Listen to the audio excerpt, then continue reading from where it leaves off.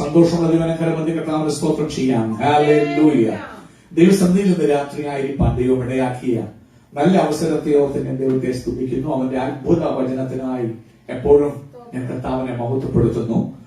ദൈവത്തിന്റെ വചനം ജീവനും ചൈതന്യമുള്ളത്. The word of God is living, ജീവനുള്ളത്, അത് ചൈതന്യമുള്ളത്, അത് ആത്മാവിനെയും പ്രാണനെയും സന്ധിമജ്ജകളെയും വേർതിരിക്കും വരെ തുറച്ചൊല്ലുന്ന ഈ വചനമോർത്ത് കർത്താവിനെ സ്തുതിക്കുന്നു. ഒരു ഭക്തൻ ഈ ഭൂമിയിൽ ജീവിപ്പാൻ പ്രത്യാശ കൊടുക്കുന്ന ഈ നല്ല വചനത്തെ ഓർത്ത് ഞാൻ ദൈവത്തെ സ്തുതിക്കുന്നു.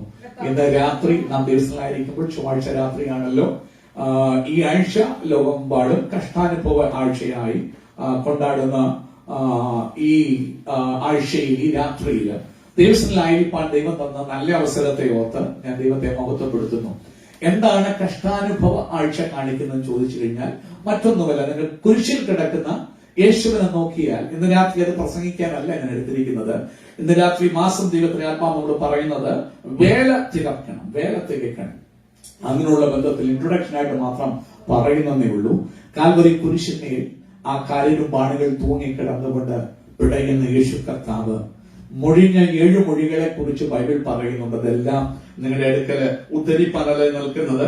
അവൻ ഒന്നാമതായി അവൻ പറഞ്ഞത്, പിതാവേ ഇവർ ചെയ്യുന്നത് എന്തെന്നറിയാമെങ്കിൽ ഇവരോട് എന്ത് ചെയ്യണേ, ക്ഷമിക്കണമേ.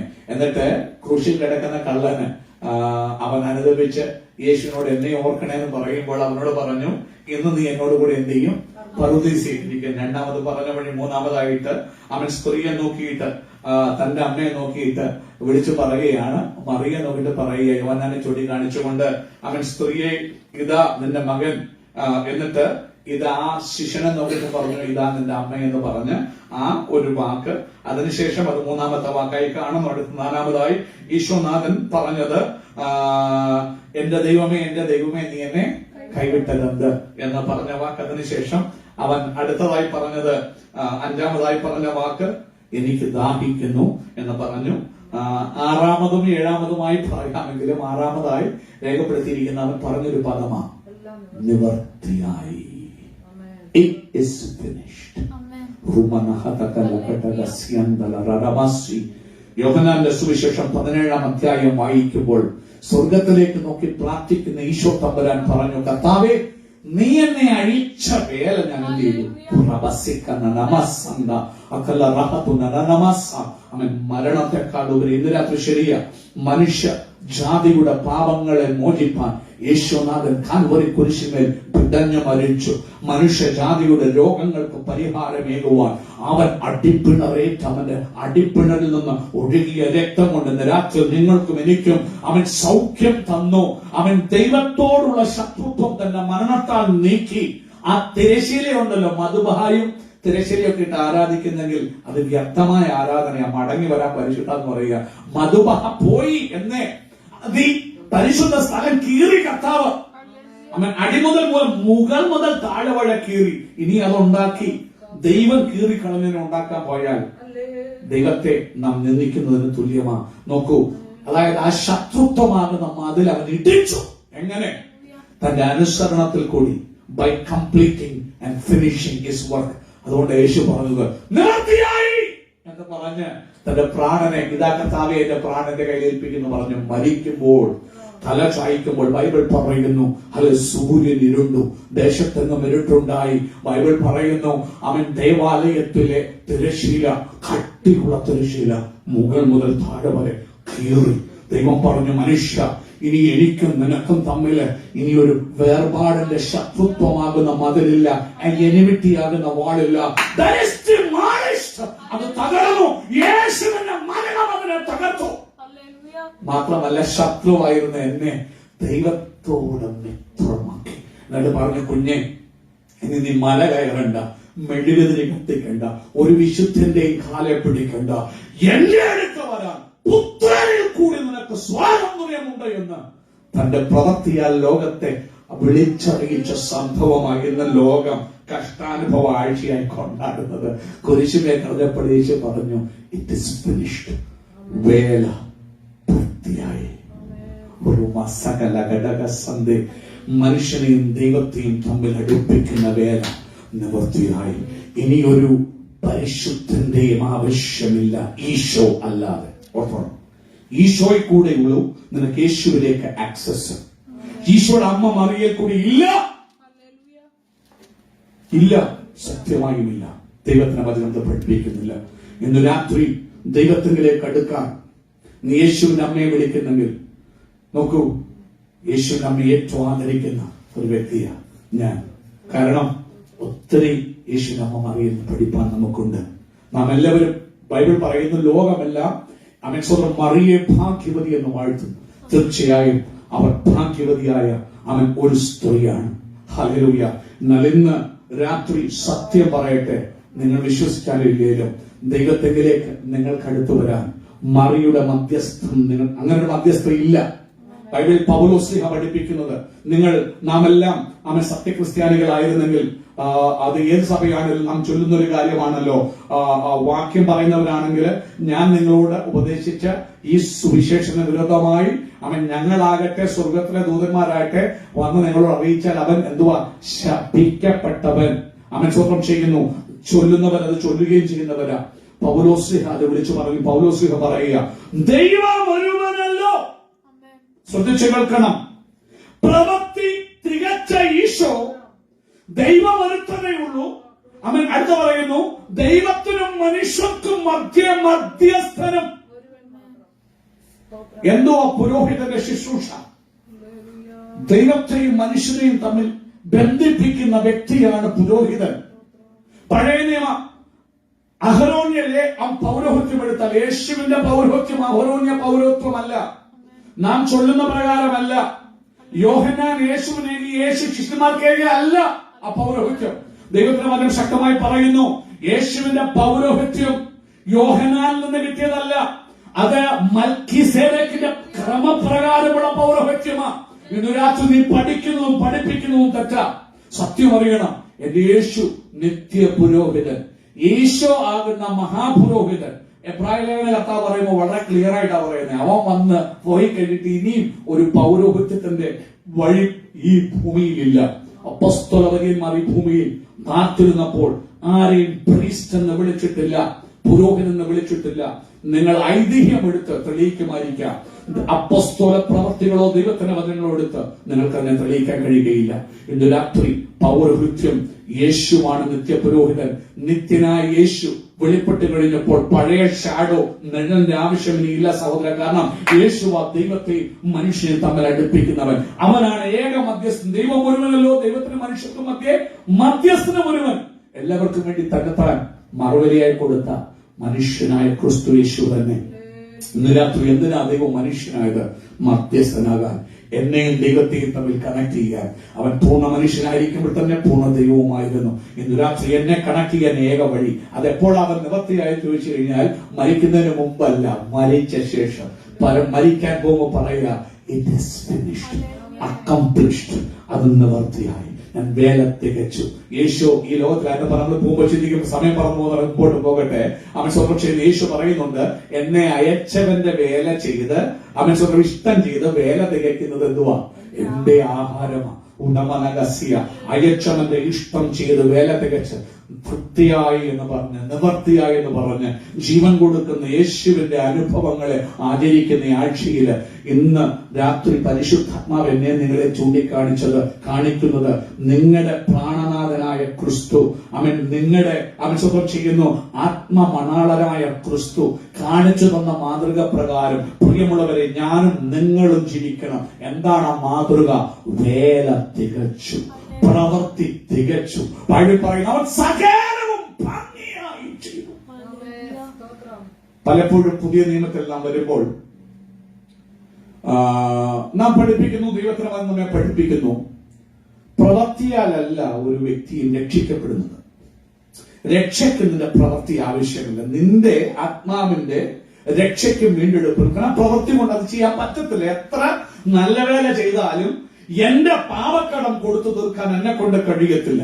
അതാണ് പൗലോസ്ലീഹ പഠിപ്പിക്കുമ്പോൾ കൃപയാലല്ലോ നിങ്ങൾ വിശ്വാസം മൂലം എന്ത് ചെയ്തു? അപ്പോൾ രക്ഷിക്കപ്പെടാനുള്ളൊരു വഴി ഇതേ ഉള്ളൂ. യേശുവിന്റെ മരണത്തിൽ നീ വിശ്വസിക്കുക. മെഴുകുതിരി കത്തിച്ചിട്ടല്ല നീ രക്ഷിക്കപ്പെടുന്നത്. മാനസാന്തരപ്പെട്ടതുകൊണ്ടുമല്ല നീ രക്ഷിക്കപ്പെടുന്നത്. യേശുവിൽ വിശ്വസിക്കുന്നത് കൊണ്ട്. മാനസാന്തരപ്പെടണം, അത് അത്യന്താപേക്ഷിതമാണെങ്കിൽ. ഒരു കാര്യം ഓർത്തോ, ഞാനോ നിങ്ങളോ ചെയ്യുന്ന നീതിപ്രവർത്തികളല്ല രക്ഷിക്കാൻ. അതുകൊണ്ട് പലപ്പോഴും ഈ കാര്യങ്ങളെ എടുത്തു പൊക്കി പറഞ്ഞുകൊണ്ട് പ്രവൃത്തി വേണ്ട എന്ന് പറഞ്ഞ് വാദിക്കുന്നവര് ഒത്തിരി പേരുണ്ട്. ഈ ഒരു നാണയത്തിന് രണ്ട് വശം എന്ന് ഉള്ളെന്ന് പറഞ്ഞ പോലെ ഇതിന് രണ്ട് വശങ്ങളുണ്ട്. ഒന്ന്, എന്റെ പ്രവൃത്തി കൊണ്ടല്ല എന്റെ നിത്യത വെളിപ്പെടുന്നത്. അതൊരു വാസ്തവമാണ്. എന്തിനാണെന്ന് ചോദിച്ചു കഴിഞ്ഞാൽ, ഞാൻ എന്റെ പ്രവൃത്തിയിലൂന്നി നെകളിച്ച് മറ്റുള്ളവരെ വിധിക്കാതിരിപ്പാൻ അവൻ ദൈവത്തിന്റെ വചനവും പരിശുദ്ധാത്മാവും അത് വ്യക്തമായി നമ്മെ പഠിപ്പിക്കുന്നു.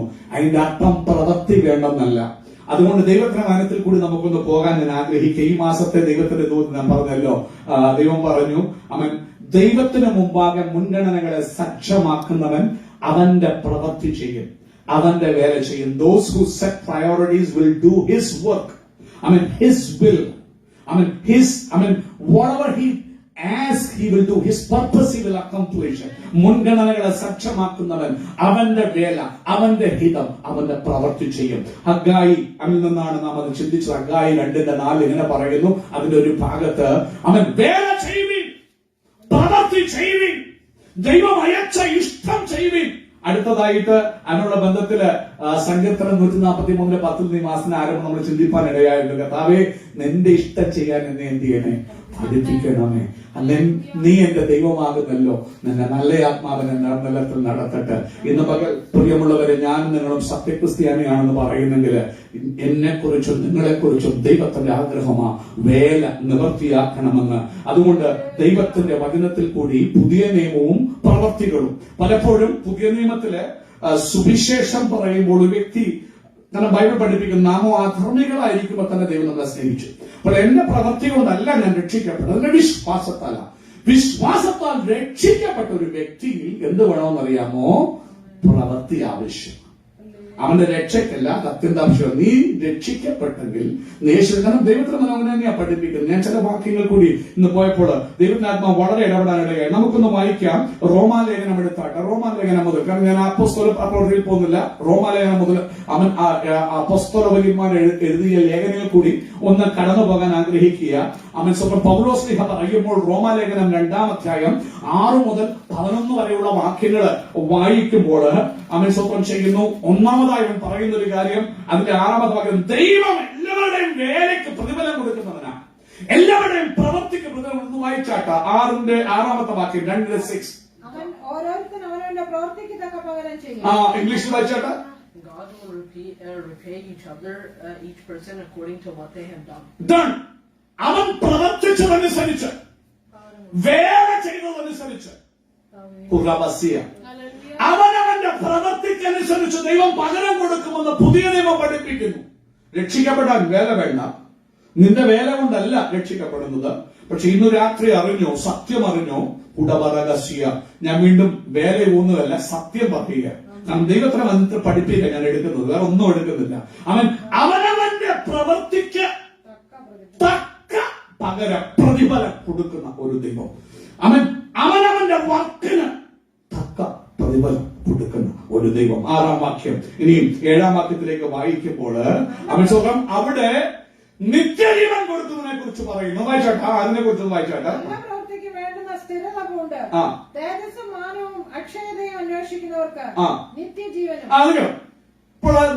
പ്രതിഫലം കൊടുക്കുന്നു. ആ പ്രതിഫലത്തിൽ ഒന്നാ നിത്യജീവൻ. സഹോദര, നിത്യജീവൻ വേണോ? ഇറ്റേണൽ ലൈഫ് വേണോ? പൗലോസ്ലിഹ പഠിപ്പിക്കുകയാ. ഇങ്ങനെ ഇംഗ്ലീഷിൽ പറയുമ്പോൾ, for those who are patient, in continuance in doing good work and seeking heavenly glory, honor and immortality. മലയാളത്തിൽ പറയുമ്പോൾ എങ്ങനെയാ പറയുന്നത്? എന്തൊക്കെ അന്വേഷിക്കുന്നവർക്ക് ഒന്ന് സ്ഥിരത വേണം, ക്ഷമയോട്. ഈ വേല ചെയ്യുന്നത് ഇട്ടയ്യോ വക്കാവോ എന്ന് തീരത്തില്ല. ക്ഷമ, സഹനശക്തി, കള്ള സഹോദരന്മാരുടെ ആപത്ത്, അനേക കഷ്ടങ്ങൾ സഹിക്കണം ദൈവരാജ്യത്ത് നിൽക്കാൻ. എന്നാൽ ഈ കഷ്ടം സഹിച്ചെന്ന് പറഞ്ഞ് വേല ഇട്ടേച്ചു പോകാൻ എനിക്ക് കഴിയില്ല. യുവമാരെല്ലാം കള്ളന്മാരാണ്, അതുകൊണ്ട് യുവമാരെ കൂടെ ആരാധിക്കത്തില്ലെന്ന് പറഞ്ഞ് പിന്മാറിപ്പോയ സഹോദര, നീ ചെയ്തത് തെറ്റാ. കാരണം നിന്നെ വിളിച്ച സഹോദരന്മാരെ നോക്കാനല്ല, സഹിഷ്ണുതയോട്. ഇങ്ങനെ ഇംഗ്ലീഷ് പറയുമ്പോൾ for those by patient continuance, സഹിഷ്ണുതയോട് നല്ല പ്രവൃത്തികളിൽ തുടരുന്നവൻ. അവൻ ഒരാള് മുഖം കറുത്ത് കാണിച്ചെന്ന് പറഞ്ഞു ഉമ്മാര് കള്ളന്മാരെന്ന് പറഞ്ഞിട്ട് പോകുന്നവന്മാരല്ല.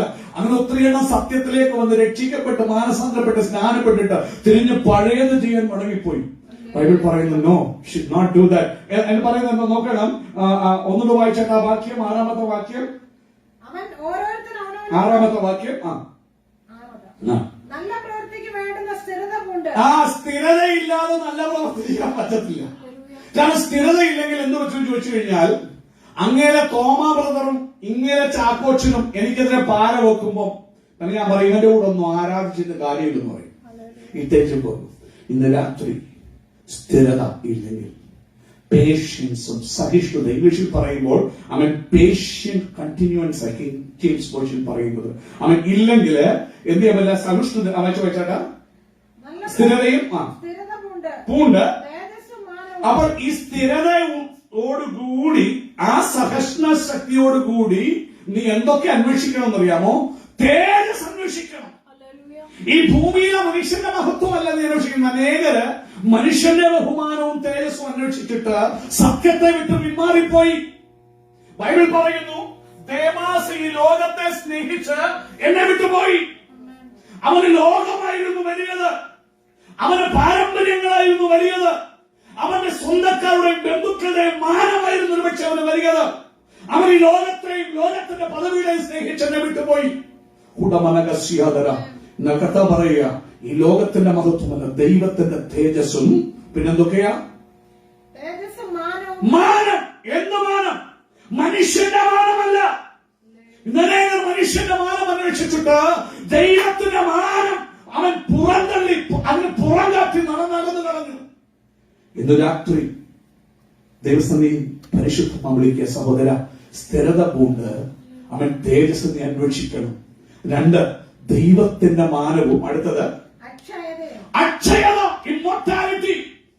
ഇന്നു രാത്രി അവനെ കൈക്കൊണ്ട് അവന്റെ നാമത്തിൽ വിശ്വസിക്കുന്ന ഏവർക്കും ദൈവമക്കളാകാൻ അവൻ അധികാരം കൊടുത്തു.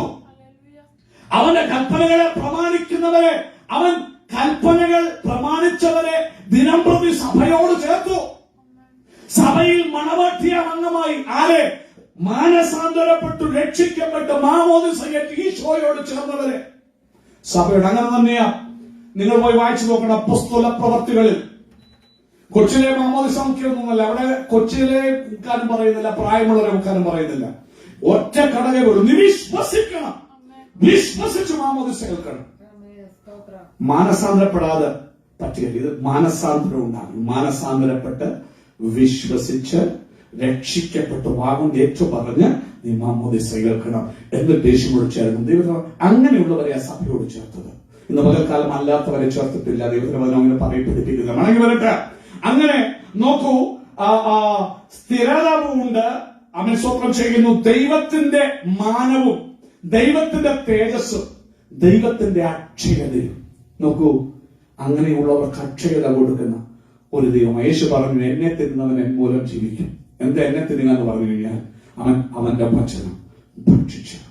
അവൻ യേശു പറഞ്ഞു, എന്റെ ശരീരം സാക്ഷാൽ അപ്പം, അതായത് രക്ഷിക്കപ്പെട്ട് സ്നാനപ്പെട്ട കർത്താവിന്റെ മേശമേൽ കൂട്ടാളിയായി നീ അവനോട് ചേരുന്ന ഒരു വ്യക്തിയാണ്. കർത്താവ് പ്രോമിസ് ചെയ്തൊരു കാര്യം നിത്യജീവൻ. നീ പോകട്ടെ. അങ്ങനെ ഒന്ന് ദൈവവചനം പറയുന്നത് എന്തിനു വേണ്ടിയാ? നല്ല പ്രവർത്തിക്ക് വേണ്ടി. നല്ല പ്രവർത്തിക്ക് വേണ്ടി സ്ഥിരത വേണം. അപ്പൊ നല്ല പ്രവൃത്തി അത്യന്താപേക്ഷിതമാണ്. അങ്ങനെയുള്ളവർക്ക് എന്തോ കൊടുക്കും? നിത്യജീവൻ കൊടുക്കും, അല്ലേ? അവൻ അതിന്റെ പ്രതിഫലം നിത്യജീവൻ. ദൈവത്തിനവനും ശക്തമായി പറയുന്നു, നല്ല പ്രവൃത്തിക്കായി നമ്മെ ഉണ്ടാക്കി. നല്ല പ്രവൃത്തി വേണമെങ്കിൽ ബൈബിൾ പഠിപ്പിക്കുന്നു സൗഷണ കണ്ടിന്യൂൻസ് അവൻ സ്വന്തം പേഷ്യന്റ് കണ്ടിന്യൂൻസ് പറയും. അതായത് സ്ഥിരതയോടുകൂടി അവനെ പങ്കെടുക്കണം. അങ്ങനെയുള്ളവര് അങ്ങനെ തേജസ് അന്വേഷിച്ച്, ദൈവത്തിന്റെ മാനം അന്വേഷിച്ച്, നിത്യത അന്വേഷിച്ച്, അതായത് അവൻ ഇമ്മോർട്ടാലിറ്റി, അക്ഷയത അന്വേഷിക്കുന്നവർക്ക് ദൈവം കൊടുക്കുന്ന ഒരു കാര്യമാണ് നിത്യജീവൻ. അതാ പ്രതിഫലം. അടുത്തതായിട്ട് നമുക്ക് വായിക്കാം. അടുത്ത ഭാഗം അതിന്റെ 10ാമത്തെ വാക്യം വായിക്കുമ്പോൾ ഇങ്ങനെയാ പറയുന്നത്, അവൻ ദൈവം ചിലർക്ക് തേജസ്സും മാനവും സമാധാനവും കൊടുക്കും. അതാർക്കാ കൊടുക്കും? നമുക്ക് നോക്കാം. വായിച്ചാട്ട്. നന്മ പ്രവർത്തിക്കുന്ന ഏവനും മഹത്വവും മാനവും സമാധാനവും. നോക്കണം, ശ്രമിക്കണം. നന്മ പ്രവർത്തിക്കുന്നവൻ, നല്ലത് ചെയ്യുന്നവൻ, ശരിയായ വേല ചെയ്യുന്നവൻ. അത് തന്നെയാണ് പറയുന്നത് അവിടെ, നന്മ പ്രവർത്തിക്കുന്നവന്. ഇംഗ്ലീഷ് വായിക്കുമ്പോൾ എങ്ങനെ അവനെ? Verse number 10. But glory, honor, and peace for everyone who does good. Who does good? നല്ലത് ചെയ്യുന്നവൻ. കാരണം യേശു പറയും, നന്ന നല്ലവനും വിശ്വസ്തനുമായ ദാസൻ. എന്താ ആരാത്? അവന്റെ ഇഷ്ടം ചെയ്തവൻ, വിശ്വസ്തയോട് വേല ചെയ്തവൻ, ഏൽപ്പിച്ചതിന് വിശ്വസ്തത കാണിച്ചവൻ, വ്യാപാരം ചെയ്തവൻ. ഇന്ന് പകൽക്കാലം അങ്ങനെയുള്ളവന് കൊടുക്കുന്ന ഒരു കാര്യമാണ് മഹത്വവും, അതായത് മഹത്വവും മാനവും സമാധാനവും. ബൈബിൾ പറയുന്ന ആർക്ക് കൊടുക്കും? ആദ്യം യവനനും പിന്നെ യഹൂദനും പിന്നെ യവനനും കൊടുക്കും. ചുരുക്കത്തിൽ പറഞ്ഞു കഴിഞ്ഞാല്, നോക്കൂ, ദൈവമക്കൾക്ക് കിട്ടുന്ന ഒരു കാര്യം, ഒന്ന്, നീ വ്യവസ്ഥ പ്രകാരം അവനെ ആരാധിച്ച. അങ്ങനെ നമ്മൾ ജാതികളാ, യവനരാ, ജെന്റൈൽസാ. കൃപയാൽ യേശുവിനെ അറിഞ്ഞുകൊണ്ട അവന്റെ ഇസ്രായേൽ പൗരതയോട് നമുക്ക് സംബന്ധം, സഹവാസം കിട്ടാനിടയായി തന്നു. സമയമില്ലാതെ മുമ്പോട്ട് ഓടി പോകട്ടെ. ഇനി അടുത്തതായിട്ട് ആ വാക്യത്തിൽ, ആ താഴെയുള്ള വാക്യത്തില് പറയുന്ന ഒരു കാര്യമാണ്. നമുക്ക് അടുത്ത ഭാഗം ഒന്ന് വായിച്ചാൽ, ഇനിയും ചിലർക്ക് ഇൻഡിഗ്നേഷൻ ആൻഡ് റാറ്റ് കൊടുക്കും. ക്രോധം, ദൈവത്തിന്റെ കോപവും ക്രോധവും ചിലർക്ക് കൊടുക്കും. അത് ആർക്കാണ്? നമുക്കൊന്ന് വായിച്ചു നോക്കാം. അതിന്റെ വാക്യം, അതിന്റെ 12ാമത്തെ വാക്യം, നമുക്ക് അതിന്റെ 8ാമത്തെ 9ാമത്തെ വാക്യം ഒന്ന് വായിച്ചാട്ടെ. സാധ്യം പൂണ്ട് സത്യം അനുസരിക്കാതെ അനീതി അനുസരിക്കുന്നവർക്ക്. നോക്കിനി അടുത്തൊരു ഗ്രൂപ്പുണ്ട്, ശരിയായ വേല ചെയ്യാത്തവർ. ഇവിടെ പരിപാടി ശാഠ്യമാണ് ഇവർക്ക്. സത്യം എത്ര കൃത്യമായി പറഞ്ഞു കൊടുത്താലും അനുസരിപ്പാൻ ഒരു മനസ്സില്ല അവർക്ക്. stiff neck people. അവർ സ്വന്തം ചെയ്യുന്നത് ദുശാഠ്യമുള്ള ജനം. ബൈബിൾ അതിനെ കുറിച്ച് പഠിപ്പിക്കുന്നത് ദുശാഠ്യമുള്ള ജനം. ഇസ്രായേൽ ജനത്തെ കുറിച്ച് മരുഭൂമിയിൽ കൂടി നടന്നു വരുന്ന ഇസ്രായേൽ ജനത്തെ ദൈവം പലപ്പോഴും ഇത് ദുശാഠ്യമുള്ള ജനമാകുന്നു. Stiff neck people. അവർ ശാഠ്യം കൊണ്ടിട്ട് എന്ത് ചെയ്യുന്നില്ല? സത്യം അനുസരിക്കുന്നില്ല. അവർ പാരമ്പര്യങ്ങളുടെ പുറകെ ഓടുന്നുണ്ട്.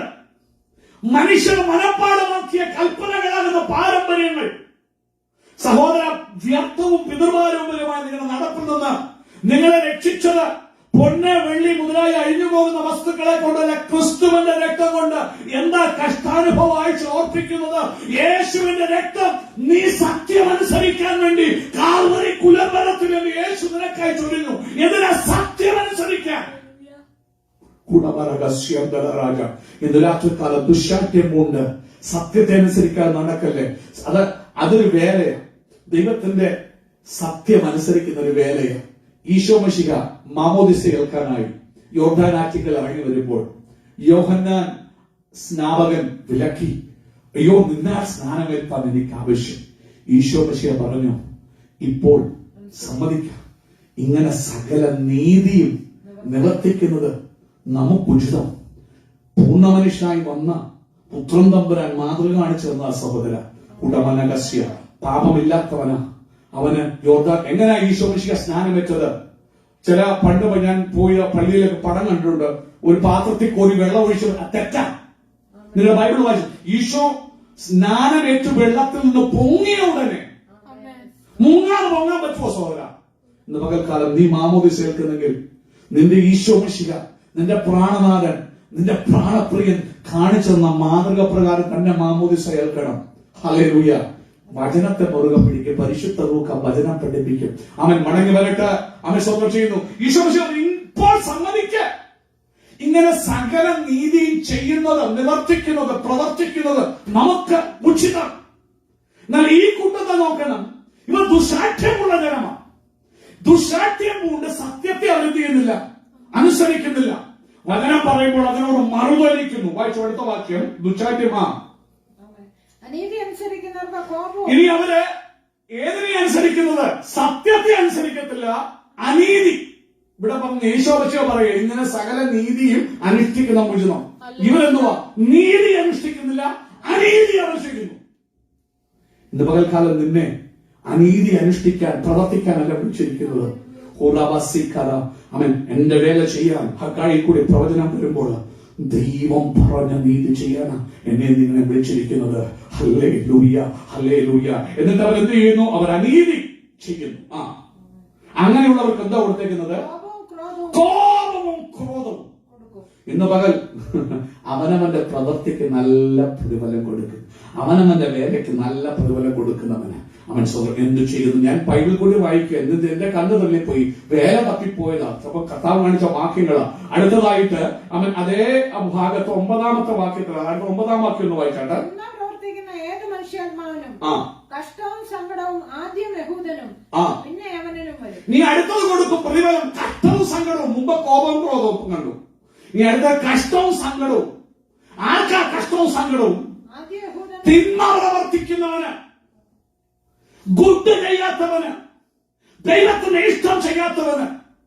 അത് ഏത് പാസ്റ്ററായാലും അത് ഏത് വിശുദ്ധനായാലും ഞാനാണ് തിന്മ പ്രവർത്തിച്ച ബൈബിൾ പറയുന്നത് എന്തുവെന്നാ പറയുന്നത്? എന്തോ കൊടുക്കുന്ന പറഞ്ഞത്? കഷ്ടവും സങ്കടവും. കൂട്ടമനകശി വേല ചെയ്യണം, ദൈവത്തിന്റെ ഇഷ്ടം ചെയ്യണം. എന്തിനാ? കഷ്ടവും സങ്കടവും അനുഭവിപ്പാനായിട്ടല്ല, കോപവും ക്രോധവും അനുഭവിപ്പാൻ വേണ്ടിയല്ല ദൈവം എന്നെയും നിങ്ങളെ വിളിച്ചിരിക്കുന്നത് എന്ന് ദൈവത്തിന്റെ വചനം അസന്നിഗ്ധമായിട്ട് ഇന്ന് രാത്രി പറയുന്നു. അടുത്ത വാക്യം 11-ാം വാക്യത്തിൽ വായിക്കുന്നത് ഇങ്ങനെ പറയാ: ദൈവത്തിന് മുഖപക്ഷം ഇല്ലല്ലോ. There is no favoritism with God. അവൻ പെന്തക്കോസ്തുകാരന്റെ പോക്കറ്റിലല്ല, അവൻ കത്തോലിക്കന്റെ പോക്കറ്റിലല്ല, അവൻ ഓർത്തഡോക്സുകാരന്റെ പോക്കറ്റിലല്ല, അവൻ ഒരു ഉപദേശിയുടെയും പോക്കറ്റിലല്ല, അവൻ എന്റെ പോക്കറ്റിലല്ല. അവന്റെ വചനം അനുഷ്ഠിക്കുന്നവനെ ആദരിക്കുന്ന ഒരു ദൈവം. അവിടെ ഒരുത്തന്റെ ശുപാർശ പറ്റത്തില്ല, ഒരു വിശുദ്ധന്റെ ശുപാർശ പറ്റില്ല, പുത്രനായ യേശു അല്ലാതെ. യേശു പറഞ്ഞു, എന്നെ ഏറ്റു പറയുന്നവനെ ഞാൻ പിതാവിന്റെ മുൻപില് മറിയയോ ഒരൊറ്റ വിശുദ്ധനോ നിങ്ങൾ വിളിക്കുന്ന ഒറ്റ വിശുദ്ധനോ അങ്ങനെ പറഞ്ഞിട്ടല്ല. ദൈവത്തിന് അങ്ങനെ പ്രഖ്യാപിക്കുന്നില്ല. നീ സ്വപ്നം കണ്ടാലും എന്ത് കണ്ടാലും സാത്താനെ പിശാചിനെ ശാസിച്ചിട്ട് വചനമനുസരിപ്പാൻ കടന്നു വരാൻ ദൈവത്തിന് അവനെ പറയുന്നു. മടങ്ങി വരട്ടെ, അവൻ സമയം കൊടുക്കൊണ്ട് മുമ്പോട്ട് പോവുക. പുതിയ നിയമത്തിൽ വീണ്ടും പരതുമ്പോൾ റോമാലേഖനം 13-ാം അധ്യായം 10 മുതൽ 12 വരെയുള്ള വാക്യങ്ങളില് പൗലോസ് ശക്തമായി വിളിച്ചു പറയുന്നു, സഭയെ, വിശ്വാസിയെ ഉണരാൻ സമയമായി. അവൻ ഉറക്കത്തിൽ ഉണരാൻ സമയമായി. വേല തികയ്ക്കാൻ സമയമായി. വേല ചെയ്യാൻ സമയമായി. ഇനി ഉറങ്ങാൻ അധികം സമയമില്ല. This is high time. ഇത് അവൻ സ്വന്തം വളരെ സമയമാസന്നമായി വിളിച്ചതൊന്ന് വായിച്ചാട്ട് അതിന്റെ 10 മുതൽ 12 വരെയുള്ള വാക്യങ്ങളൊന്ന് വായിക്കാം. സ്നേഹം കൂട്ടുകാരന് ദോഷം പ്രവർത്തിക്കുന്നില്ല. ഇന്ന് വരെ ഓർത്തോ, വിശ്വാസിയെ, പെന്തക്കോസ്തുകാരനെ പ്രസംഗിക്ക് എന്നോട് ഉൾപ്പെടെയാണ് വിളിച്ചു പറയുന്നത്. ബൈബിൾ പറയുന്നു, സ്നേഹം പ്രവർത്തിക്കാൻ. Do love. സ്നേഹം പാപത്തിന്റെ ബഹുത്വത്തെ മറയ്ക്കുന്നു.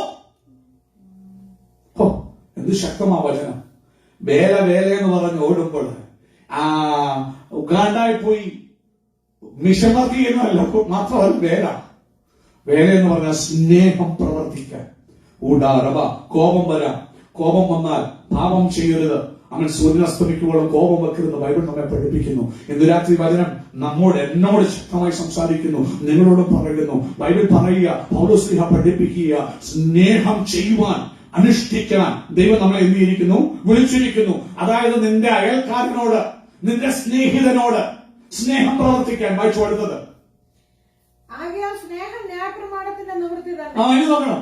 അടുത്തത് പോൾ ഡിഫൈൻ ചെയ്യുക. കാരണം ന്യായപ്രമാണം ചെയ്യുന്നവൻ ഇതിനാൽ ജീവിക്കും എന്നാ പറയുന്നത്. അപ്പൊ പോൾ പറയുക, നീ സ്നേഹിച്ചാൽ that is the law. സ്നേഹം, സ്നേഹത്തിൽ കൂടിയുള്ള പ്രവൃത്തി തന്നെ the lawyer. ഇന്ന് പകൽക്കാലം പരിശുദ്ധ നമ്മെ നിങ്ങളെ വിളിക്കുന്നു സ്നേഹിപ്പാൻ. എന്തിനാ? അതവന്റെ വേലയാ. യേശു പറഞ്ഞു, ഞാൻ പുതിയൊരു കൽപ്പന നിങ്ങൾക്ക് തരുന്നു, ഞാൻ നിങ്ങളെ സ്നേഹിച്ചതുപോലെ നിങ്ങൾ ദൈവത്തിന്റെ വേല സ്നേഹത്താണ്. വായിച്ചു അടുത്തത്. ഇത് ചെയ്യേണ്ടത് ഉറക്കത്തിൽ നിന്ന് ഉണരുവാൻ. സ്നേഹത്തിന്റെ വേല ചെയ്യേണ്ടത് ഉറക്കത്തിൽ നിന്ന് ഉണരാൻ നാഴിക വന്നിരിക്കുന്നു. It is high time. You need to love. സ്നേഹിക്കണം. വന്നിരിക്കുന്നു. സമയത്തെ അറിയുന്നത് കൊണ്ട്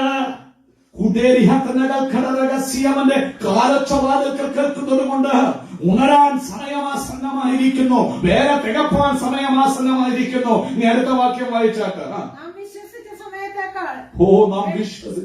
സമയത്തെക്കാൾ രക്ഷ ഇപ്പോൾ നമുക്ക് അധികം അടുത്തിരിക്കുന്നു. സഹോദര, രക്ഷ ഒത്തിരി അടുത്തിരിക്കുക.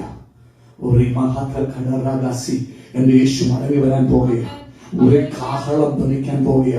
ജഡത്തിന്റെ വീണ്ടെടുപ്പ് ഇതുവരെ കഴിഞ്ഞിട്ടില്ല. സാൽവേഷൻ ഓഫ് ദ സോള് കഴിഞ്ഞു. നീ രക്ഷ ഏറ്റു പറഞ്ഞപ്പോൾ സാൽവേഷൻ ഓഫ് ദ സോള് കഴിഞ്ഞു.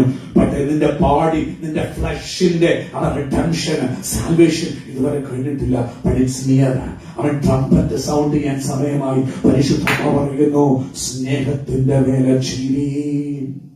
രക്ഷ വിശ്വസിച്ചതിനേക്കാൾ അടുത്തായിരിക്കുന്നത് കൊണ്ട് സ്നേഹത്തിന്റെ വേല ചെയ്യുവാൻ ഉണരാൻ പരിശുദ്ധാത്മാവ്, ദൈവത്തിന്റെ വചനം നമ്മെ ഉദ്ബോധിപ്പിക്കുന്നു. അടുത്ത വാക്യം, രാത്രി കഴിവാറായി, പകലടുത്തു, ഇരുട്ടിന്റെ പ്രവൃത്തി. അപ്പൊ നോക്കണം, വേലയ്ക്കകത്ത് എന്തോ വേലയുണ്ട്? ഡാർക്ക്നെസിന്റെ വർക്കുണ്ട്. ഇന്ന് പകൽ ഡാർക്ക്നെസിന്റെ, ഇരുട്ടിന്റെ വേല ചെയ്യാനല്ല എന്ന് നിങ്ങളെ വിളിച്ചത്. ഇരുട്ടിന്റെ പ്രവൃത്തി ചെയ്യാനല്ല. അവൻ ഇന്ന് രാത്രികാലം ചെലവഴിക്കും. ഇരുട്ടിന്റെ പ്രവൃത്തി എന്തുവാ? മദ്യപാനം, വെറുക്കൂത്ത്. അത് മാത്രമല്ല സഹോദര, നീ എന്ത് ചെയ്താലും, നീ പോയി സുവിശേഷ വേല ചെയ്താലും അത് വക്രതയിൽ കൂടിയുള്ള പ്രവൃത്തിയ, പൈസ സമ്പാദനത്തിനും നിന്റെ സെൽഫ് സെന്റേഡ് മോട്ടീവിനായിട്ടുള്ള വേലയാണെങ്കിൽ ഹോളി സ്പിരിറ്റ് പറയുന്നു അതും ഇരുട്ടിന്റെ പ്രവൃത്തിയ. അതുകൊണ്ട് ചിലർ യേശുവിന്റെ അടുക്ക വന്നിട്ട് പറഞ്ഞു, കർത്താവേ, നിന്റെ നാമത്തിൽ ഞങ്ങൾ തെരുവിൽ നിന്ന് പ്രസംഗിച്ചു, ഭൂതങ്ങളെ പുറത്താക്കി അമിശ്രം ചെയ്യുന്നു, ഞങ്ങൾ ഒത്തിരി അത്ഭുതങ്ങൾ ചെയ്തു. യേശു പറയാ, അധർമ്മം പ്രവർത്തിക്കുന്നവരെ. എന്തോ അധർമ്മം? ഇരുട്ടിന്റെ പ്രവൃത്തി ചെയ്യുന്നവരെ. ശുദ്ധാരവാഹന അങ്ങനെ കണ്ണു തുറക്കണം. ഹോളി സ്പിരിറ്റ്, ഞാൻ ചെയ്യുന്ന വേല അത് യഥാർത്ഥത്തിൽ വെളിച്ചത്തിന്റെ വേലയോ ഇരുട്ടിന്റെ വേലയോ തിരിച്ചറിഞ്ഞ് മടങ്ങി വരാൻ കാരണം മണികൾച്ച.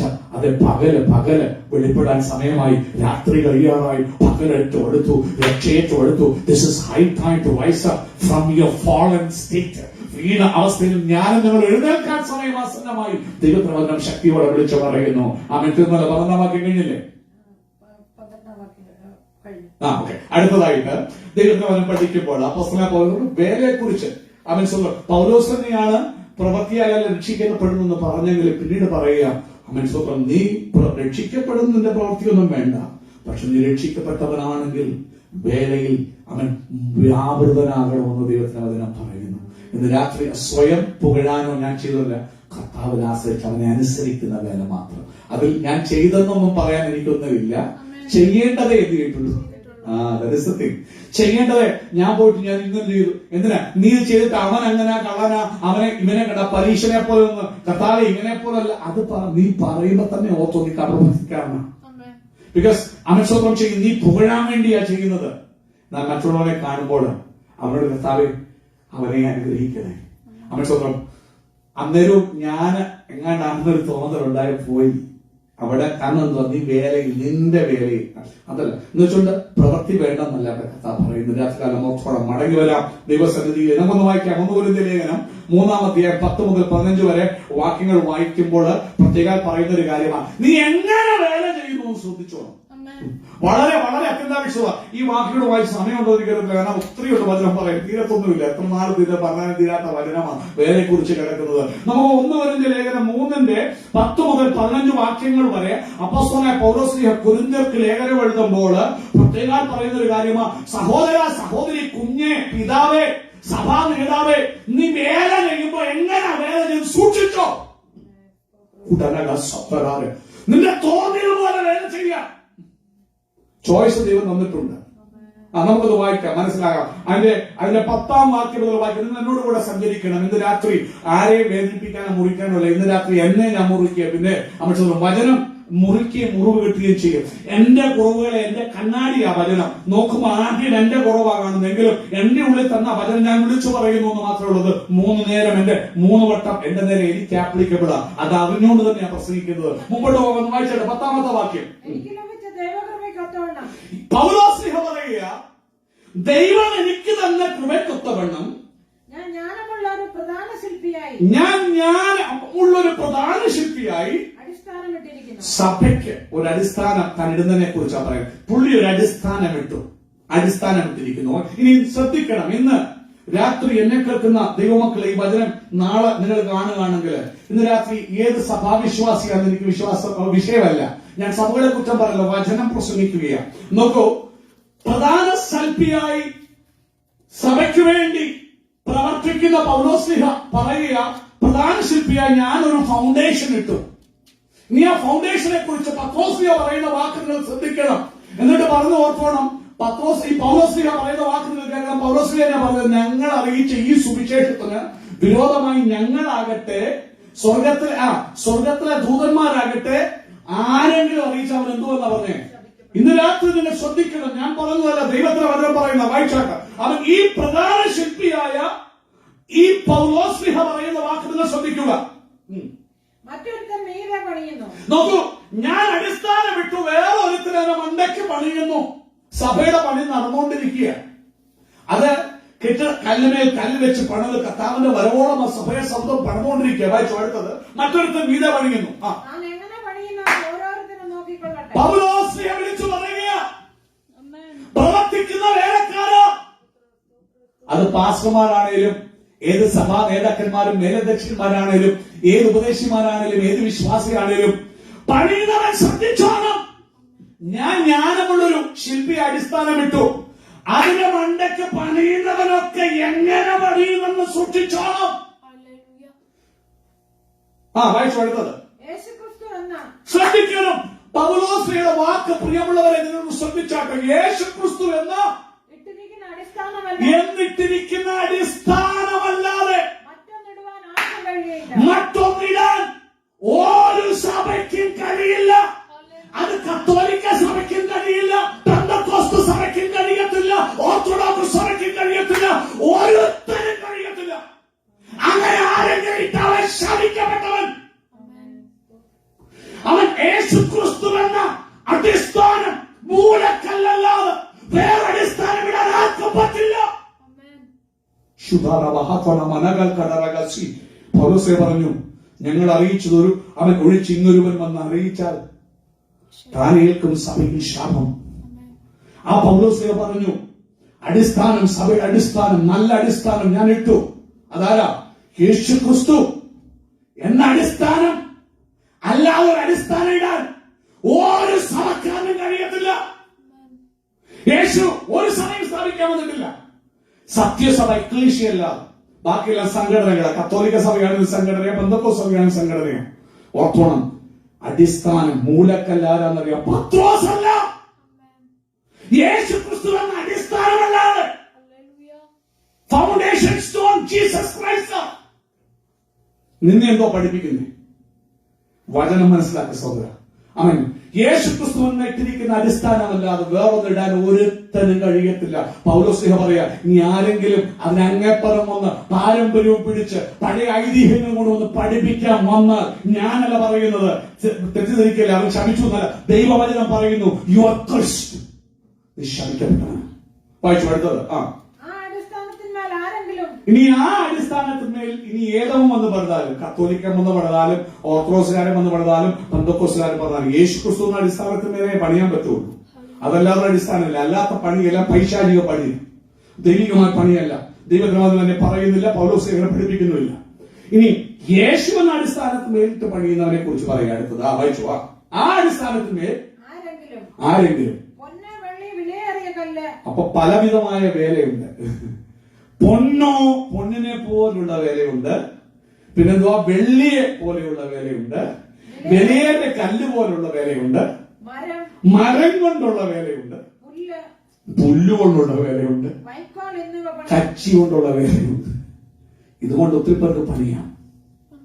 ഒത്തിരി പണികളുണ്ട്, ഒത്തിരി വേലകളുണ്ട്. അടുത്ത വാക്യം. ഈ വേല വെളിപ്പെട്ട് വരുന്ന ഏത് വേല ശരി, അതിനു മുമ്പ് ഒരിക്കൽ നമ്മളെ ഏൽപ്പിക്കുന്ന ഒരു ദിവസം കൊണ്ട് ഇത് വെളിപ്പെട്ട് വരുന്ന വേല. ഏതു വേല ശരി വേല എന്ന് വെളിപ്പെട്ട് വരുന്ന ഒരു ദിവസം കൊണ്ടെന്ന് ബൈബിൾ പറയുന്നു. അത് വെളിപ്പെട്ട് വരും. വായിച്ചു അടുത്തത്. ആ ദിവസം ഒരു ദിവസം വരുന്നുണ്ട്, പണി വെളിവാകുന്ന ദിവസം. എന്റെ സഭയാ ശരിയായ സഭ എന്ന് പറഞ്ഞ് കൂട്ടാടി നടത്തുന്ന സഹോദര, നിന്റെ കയ്യിൽ ഒരു സഭയെ ഏൽപ്പിച്ചിട്ടുള്ള ഈശോ പറഞ്ഞു, ഞാൻ എന്റെ സഭയെ പണിയും, പാതാള ഗോപുരങ്ങൾ അതിനെ ജയിക്കത്തില്ല. ഒരു സിംഹാസനവും ഇല്ല, യേശു എന്ന സിംഹാസനമല്ലാതെ ഒരു ഭദ്രാസനവും ഇല്ല, ദൈവത്തിന്റെ കൃപാസനമല്ലാതെ.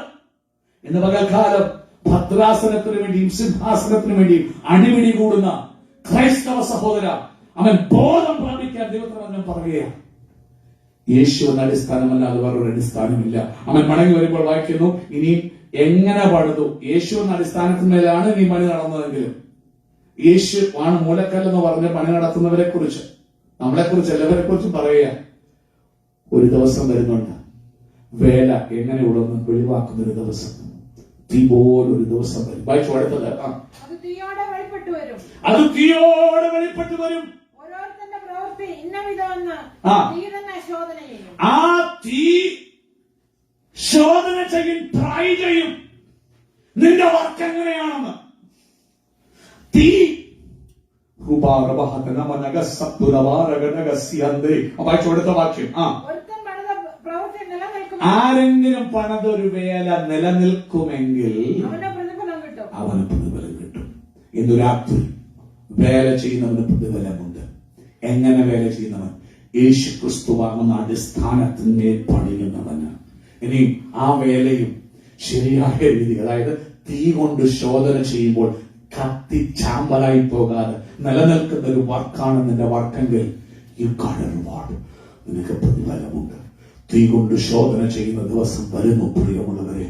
അതുകൊണ്ട് വേല വ്യവസ്ഥ പ്രകാരം, വചനപ്രകാരം ചെയ്യാം. എന്റെ ബുദ്ധിയുടെ വേല വേണ്ട, എന്റെ സ്വന്തം അച്ഛന്റെ വേലയ്ക്ക് വേണ്ട, പരിശുദ്ധാത്മാവിന്റെ ശബ്ദത്തിന്, ദൈവവചനത്തിന് വേല ചെയ്യാൻ ഇന്നു രാത്രി നമുക്ക് ഏൽപ്പിച്ചു കൊടുക്കാം. ഹല്ലേലൂയ.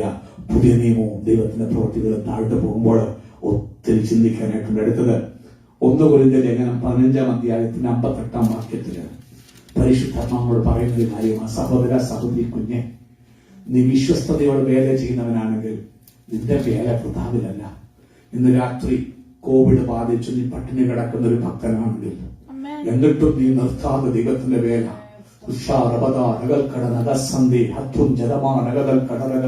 പട്ടിണി കിടന്നതിന്റെ കുഞ്ഞുങ്ങൾ പട്ടിണി കിടക്കുന്നത് കാണുമ്പോഴും ഒരു പെറുപെറുപ്പും കൂടാതെ ദൈവത്തിന്റെ വേല എന്നിട്ടും നീ ചെയ്യുന്നവനാണെങ്കിൽ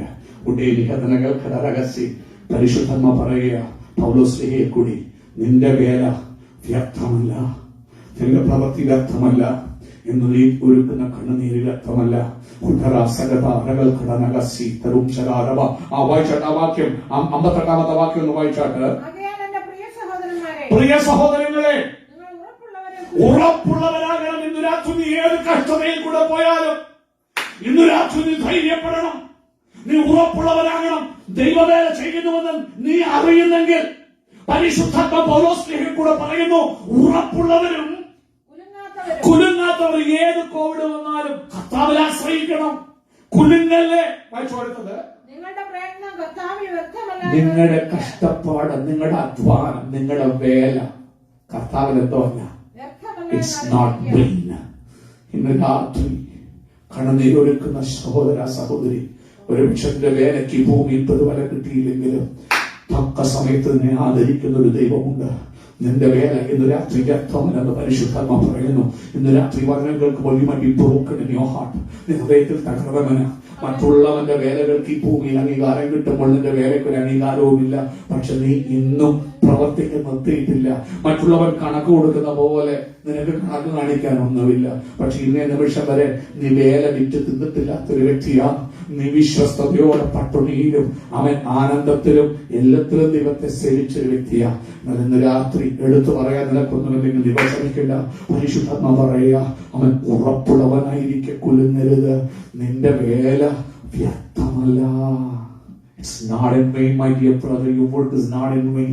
There is a day that God is going to reward you. I mean, is a day coming. ആ ദിവസം വരുന്നു. ദൈവത്തിന് വചനം പറയുന്നു.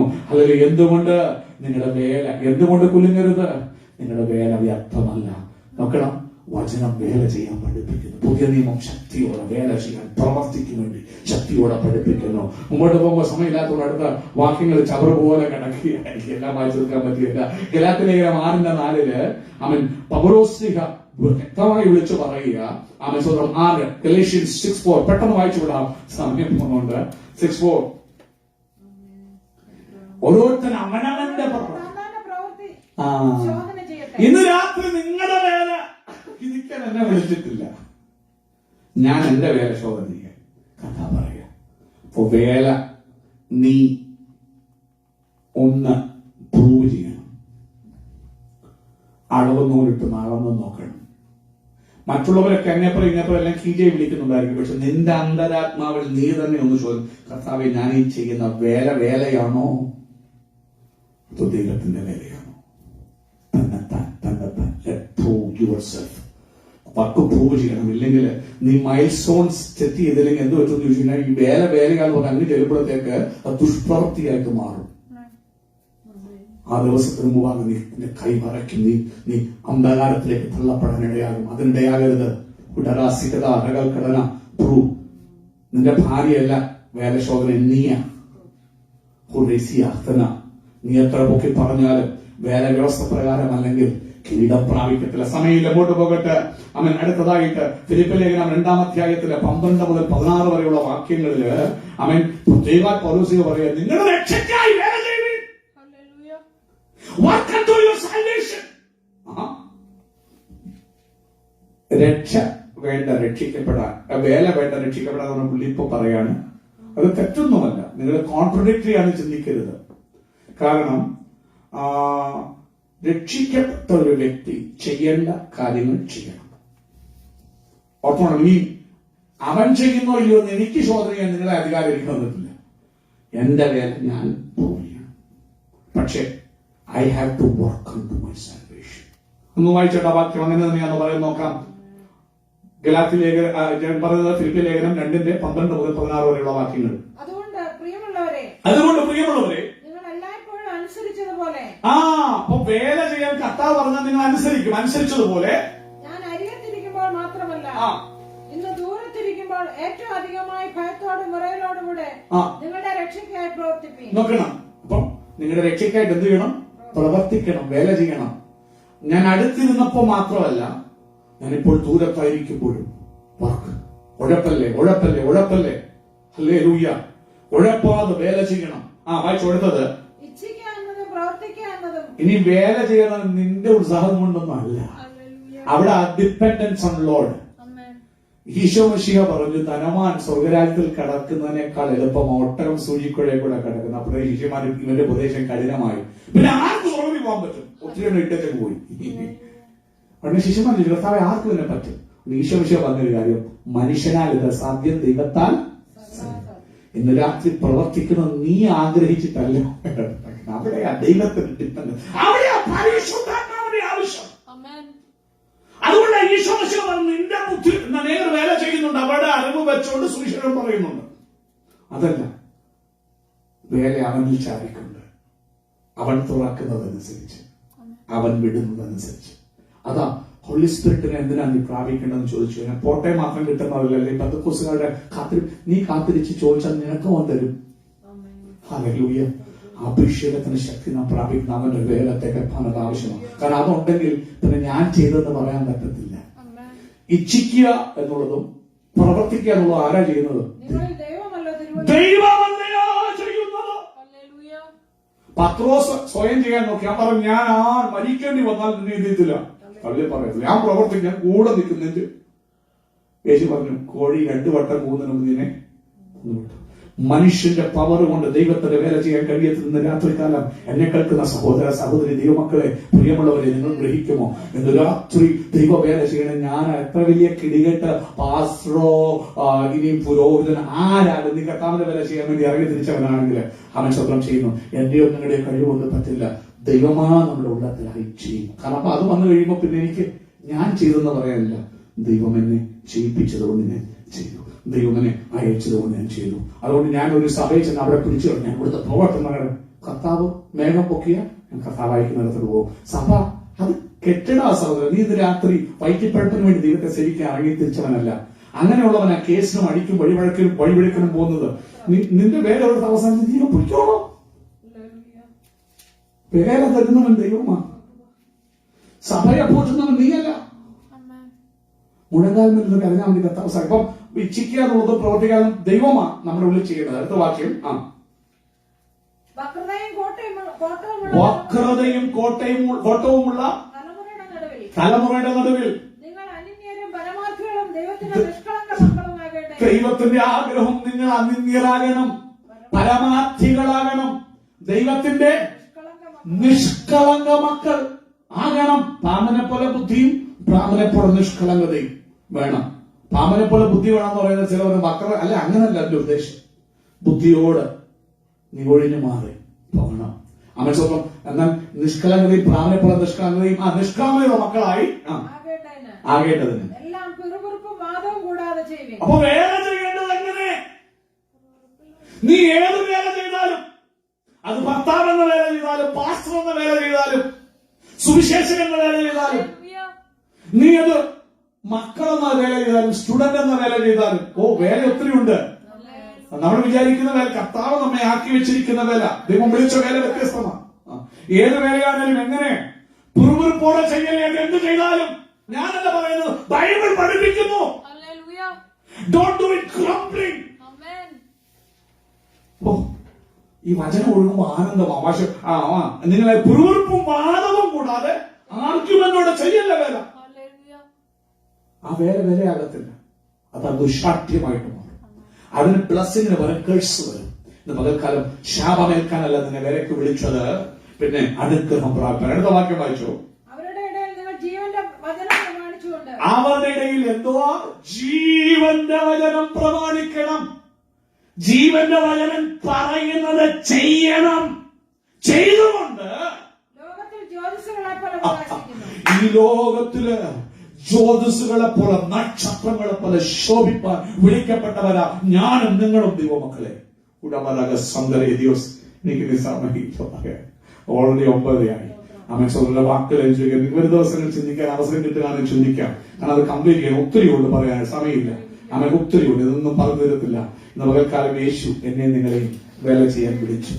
യേശു പറഞ്ഞു, എന്നെ അയച്ചവന്റെ വേല തികയ്ക്കുന്നതാണ് എന്റെ ആഹാരം. അവൻ ഇന്ന് പകൽക്കാലം അവന്റെ വേല ചെയ്യാൻ കർത്താവ് നമ്മെ വിളിച്ചിരിക്കുക. യേശു പറഞ്ഞു, ചിലർ വന്ന് പറഞ്ഞു, നിന്റെ അമ്മയും സഹോദരന്മാരും വെളിയിൽ നിൽക്കുകയെ. കർത്താവ് ചോദിച്ചു, എന്റെ അമ്മയും സഹോദരന്മാർ ആരാ? യേശു എന്റെ അമ്മയെന്ന് പറഞ്ഞു ഓടിച്ചൊന്നുമില്ല. ദൈവത്തിന്റെ മാതാവെന്നൊന്നും നിങ്ങൾ പറയില്ലേ, കാരണം ദൈവത്തിന് മാതാവില്ല. ദൈവത്തിന് അവനും അങ്ങനെ തന്നെയാണ് പഠിപ്പിക്കുന്നത്. അവൻ ക്രിസ്തു ഈ ഭൂമിയിലേക്ക് ജാതരാകുവാൻ മറിയെ ഒരു പാത്രമായി ദൈവം തിരഞ്ഞെടുത്തു. അതുതന്നെയാണ് മറിയെ പറയുന്നത്, ഞാൻ ഒരു ബലഹീന പാത്രമാണ്, നിന്റെ ഇഷ്ടം പോലെ എനിക്ക് ഭവിക്കട്ടെ. ഹല്ലേലൂയ. ഇന്ന് പകൽക്കാലം അതുകൊണ്ട് ദൈവമാതാവായി ഉയർത്തല്ലേ ബൈബിൾ അങ്ങനെ പഠിപ്പിക്കുന്നില്ല. മടങ്ങി വരട്ടെ. മുൻപോട്ട് പോകാൻ ഞാൻ ആഗ്രഹിക്കുന്നു. ഇവിടെ ദൈവത്തിന്റെ ആത്മാ പറയുക, അവൻ ദൈവ കഥ പറയുക, ആരാ എന്റെ അപ്പനും എന്റെ അമ്മയും സഹോദരങ്ങളും? എന്റെ പിതാവിന്റെ ഇഷ്ടം ചെയ്യുന്നവർ, എന്റെ ദൈവത്തിന്റെ വേല ചെയ്യുന്നവർ. അവൻ ഈ ഭൂമിയിൽ തന്റെ ശിഷ്യന്മാരെ പറഞ്ഞയക്കുമ്പോൾ സ്വർഗ്ഗാരോഹണം ചെയ്ത് ഇങ്ങനെ പറഞ്ഞു, പോകുവിൻ സകല സൃഷ്ടിയോടും സുവിശേഷം പ്രസംഗിക്കും. ഇന്ന് രാത്രി വിളിച്ചു പറഞ്ഞ സുവിശേഷം നല്ല വാർത്തയാണ്.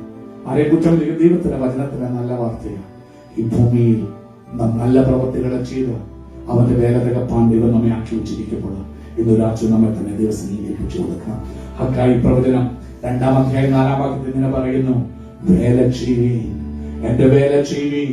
അവൻ 143-ാം സംഗീതത്തിൽ 10-ാം വാക്യത്തില് സങ്കീർത്തനക്കാരൻ ദൈവത്തോട് കരഞ്ഞ് പ്രാർത്ഥിക്കുന്ന പോലെ, ദൈവമേ നിന്റെ ഇഷ്ടം ചെയ്യാൻ, നിനക്ക് ഇഷ്ടമുള്ള പ്രവൃത്തി ചെയ്യാൻ എന്നെ പഠിപ്പിക്കണമേ.